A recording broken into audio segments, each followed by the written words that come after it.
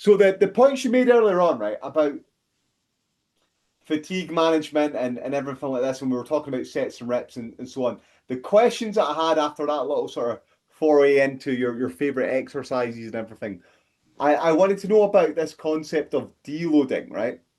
And during the prep, we talked about what keeps the muscle, or rather, what builds the muscle keeps the muscle. That was a concept that we talked about last week.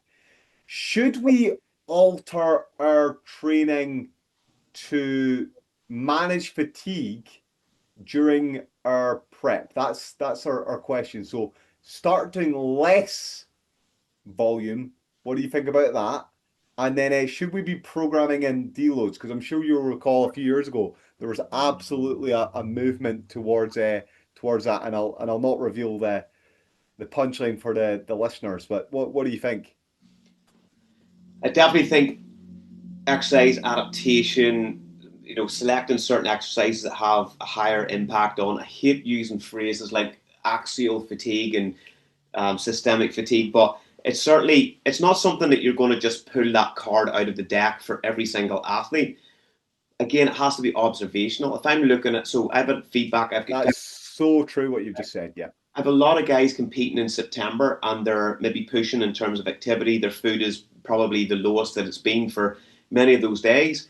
So we have to look at the recovery profile, but the best way to do it is to observe the visuals, right? That physique's starting to look a bit too beat up, but it's also listening back to their feedback. They're interconnected to what their body's feeling. So they're coming back going, James, I'm starting to get sore here. My joints are sore. This is sore. And at that point, only an idiot would ignore all of that information coming back. So some of the guys I've decreased down to maybe we're doing 3 working sets on certain exercises. I've tapered it down to 2. Other exercises as well, where I'm like going, right, we've got multiple leg press style patterns. So whether it's Mm. a squat and a leg press, maybe we don't need the squat in there now. We'll start to take that out. But you're also looking at it as a point of what is recoverable. And this has been a massive thing, like recoverable. Yeah, yeah. What you've just said there, what is recoverable? Okay. Yeah. And that has to depend on, there's obviously genetic proponent to it. There's also how lean that individual is at that point.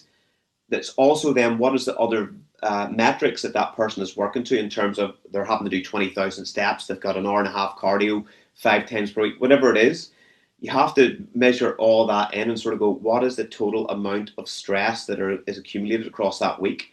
And if I And get, it's difficult to measure that. It it's, really is to get a handle on that. yeah, well, I think that's going to be the difference with human dissection of the information and AI. For us, AI will definitely obviously crack that, but for us right now, the weaponry as a human is listening to what your clients are saying and sort of going, okay, maybe we'll sort of taper this off and see how this feels. Okay, that's good, right? Keep working with that. And that's another idea that sort of coincides with deloading. Do you need to deload? Hmm. For me, like a lot of times, I would only use a deload as a last resort. I think if you're managing the stress and intensity of your sessions themselves, you should be able to probably get like move from one program into another without necessarily deloading. Deloading would just be if you're in this amber alert and the lights are flashing, then it's like right, let's allocate a massive reduction in activity. We'll even take your training from 5 days per week to 3 or 4, and use more time for recovery. And you can sort of coincide that sort of deload with maybe slight elevation in food, which might seem sort of counterintuitive, but you kind of feed the recovery a little bit as well. Allow the Yeah, body to reset, yeah. even if it means stepping back a little bit, and that's going to allow that person to hopefully hit the NOS once they get to the other side of that phase. Well, that last point you made there is a good one there about hitting the NOS as well at the same time. So I'm going to share the screen here again on this one because I think it'll be helpful. So if you're listening to this, and I'll try and describe it. But those not familiar with deload, here's an illustration of it on here, and the concept really comes from probably strength sports. So in something like powerlifting or in a strongman, very often what people will do is they'll do cycles like this graphic that I've got on here just pulled up at the moment, where they'll maybe do a 4 week block, and that 4 week block we call the mesocycle. And then within the mesocycle, you've got what's called a microcycle. And then the whole thing put together at 16 or 32 weeks is the macro cycle. So you train in blocks. And what you would do is as part of a mesocycle, every maybe 4 or 6 weeks, you introduce a planned deload. Yeah. But everyone's an individual, as you point out, James. And I found just by speaking to the clients that some of them don't need a deload at 4 weeks. Some of them will go to 6 or 7 weeks Yep. and they don't need a deload and they might need a deload at that particular point. And then some of them will go all the way through the program and they're fine. They never needed to deload there at any sort of point. But it's important to really stress, pun intended, that deloading comes from strength sports and it comes from powerlifting and like I say, strongman. And the exercises that we do and powerlifting and strongman are so different from what we're doing in bodybuilding. So the overall stress that you're placing on the body in terms of the intensity, and when I talk about intensity, I mean the percentage of the 1 rep max is much, much higher in powerlifting compared to something like to bodybuilding. But the other thing is it's the exercise selection in terms of the use of free weights as well. The proportion of free weights you're using is much, much higher. And so the load on the central nervous system is very, very different from what you get from bodybuilding. And look, if I just from speaking anecdotally and personal experience, if I do a full week's worth of training and it's all sort of machine-based stuff versus a full week of doing free weight-based stuff, I notice the difference massively. I can keep going and keep going and keep going and do more and more volume doing machine-based exercises compared to doing these free weight exercises. There's a huge, huge difference. So a lot of the observations and the studies that were coming out and people were suggesting that we should be doing deloads in bodybuilding, a lot of that was being pushed by people who were coming from maybe powerlifting style backgrounds and things like this. Now, that's not a bad thing. That's not a bad thing at all because it's a potentially useful concept in there. But the research trials that were done on this sort of topic sort of showed that, well, if you don't need to deload, then you shouldn't necessarily take a deload.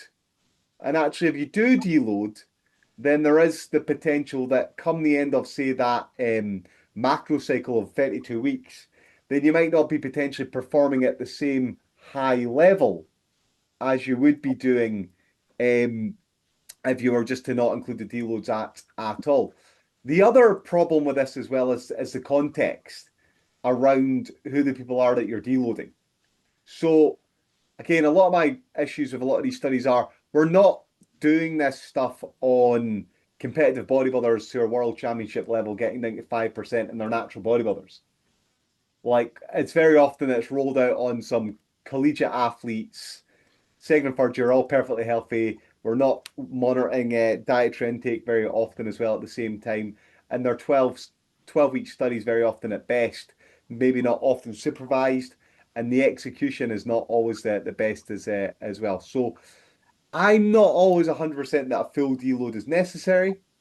But then you can do other things like you've suggested, like reducing total volume. So sets and reps can potentially, or rather not reps, sets can get reduced, or exercise selection can get modified for example, to take some of that fatigue out of it.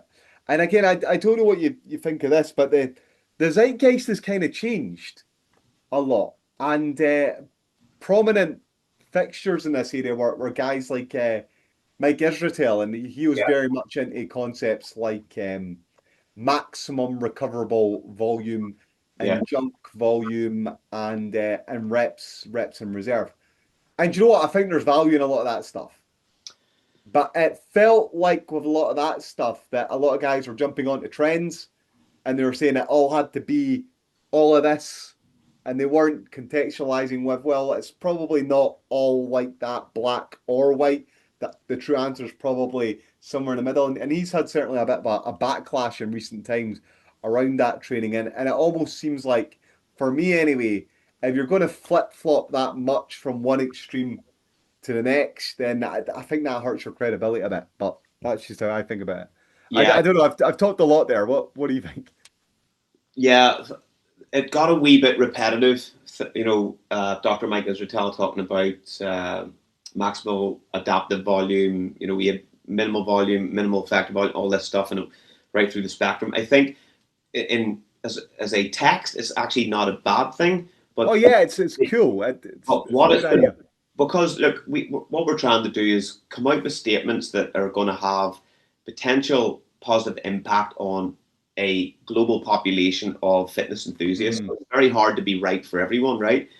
And that's whenever we have the benefit of working with clients individually and finding what makes them tick. Oh, he's smaller joints. I'm just saying. Um, Different things. I'm looking at their structure and how they move and yeah. where they weak, and you're really trying to get everything refined for that individual. But one of the things that I think before you start discussing how much volume is necessary is how much of the volume is actual quality. So Yeah. I've Yeah. got It's so true. look, I've got loads of guys I coach who are extremely good coaches, and they sent me their training videos, and I critique it, and I find flaws in everything. And the next week they send their videos back through for a secondary assessment with the sort of upregulation on that performance and the technique. And they're every single time they're like, mate, I felt so much more. And I'm talking with guys that have trained for 10, 15 years. So there's always ability to refine. And then we can go to the analogy I used in a week's previous episode that we talked about. And I said it's like a professional dart player, how many darts he needs to hit 180 compared to a complete rookie. Yeah. If your sets are really low intensity and low recruitment, should we say, for muscle areas that you're trying to target, you'll probably get away with doing more sets. If you're really locked in and taking that muscle truly to close proximity to its failure and capability to generate force, then you probably only need one really good set, two at the absolute most. And three's 10, like a lot of the science is sort of maybe saying that it's beyond the that point where it's like a negative return almost, where you'll get a little bit of progress out of the third, but not in relation to the ratio of effort put in. Yeah. Diminishing returns. Yeah. And you're moving into that Israel stuff, which is, So as we say, junk volume. for me, whenever one of the things I'm a fan of with people going through prep is you get closer, get acclimated to all your patterns. For me, the last time I would change a program for somebody before they go into the first comp of the season would be 8 weeks, generally 10 weeks would be the last time I would give them a new program that they can master, acclimate to those patterns to make sure that they're safe and feel good with them as they go into that Yeah. competition. Safety is an important point. So it's not that I would change their program, but I might exclude certain exercises if I have to handle that volume, quantity, and stress quantity a little bit more effectively. But I would still keep the same exercises. Ideally, I I wouldn't be doing a deload in terms of change in movements. It would be the same movements, maybe with a lower RPE and maybe with a slight reduction in total working volume. Hmm. Yeah, no, I think that stuff's all good there, James.